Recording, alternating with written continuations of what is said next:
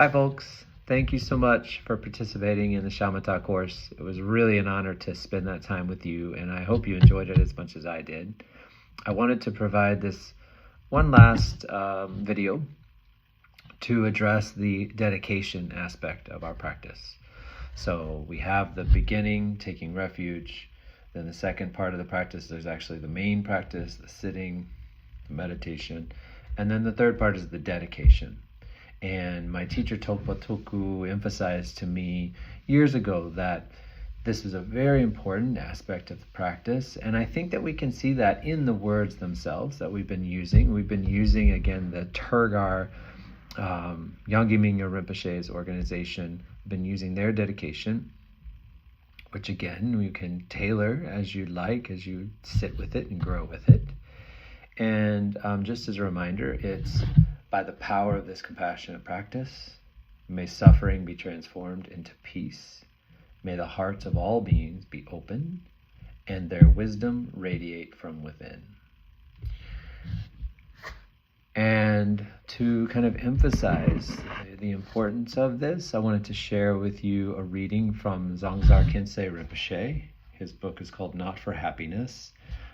This is actually a book that is a guide for a specific practice that one usually does after having taken refuge with a highly realized Lama like Chökyi Nyingma Rinpoche or Zongzar Khyentse Rinpoche or Yangyi Mingyur Rinpoche. So if you do go to that step and you want to talk about it, or if you're considering that, you're welcome to reach out to me.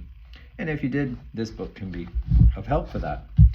But this part can be helpful for all of us. So he says, always conclude your practice by not only dedicating any merit you may have attained towards your own well-being, but also for the benefit and enlightenment of all sentient beings. So this is a way of taking the goodwill, the good energy that we've generated through our practice and transforming it, offering it up, sending it out to the world, letting it transform our thoughts, our actions, our deeds for the better, and with the attitude of helping all. And so he says, and you don't have to wait for the end of your practice session to do it. So this is interesting. He says you can dedicate at any time, for example, after every prostration, so that you can assure that none of it is wasted.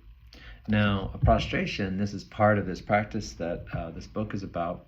Prostrations are a way of bowing down all the way flat onto the floor to kind of tamp down the ego. And if you're not someone who's doing prostrations in your practice, but you're doing chaturangas or you're doing sun salutations or some other variation of that, you could apply it there. So we can make sure that our merit generation is not wasted.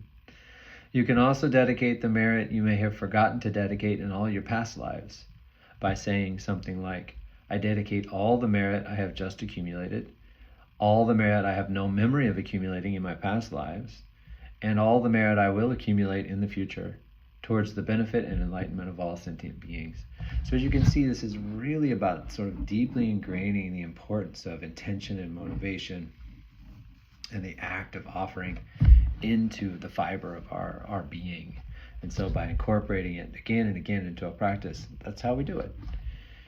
He says, however experienced you are as a Dharma practitioner, it is crucial to bear in mind that the only way to ensure that all your actions, not just your formal spiritual practice, are beneficial for yourself and others is by applying these principles.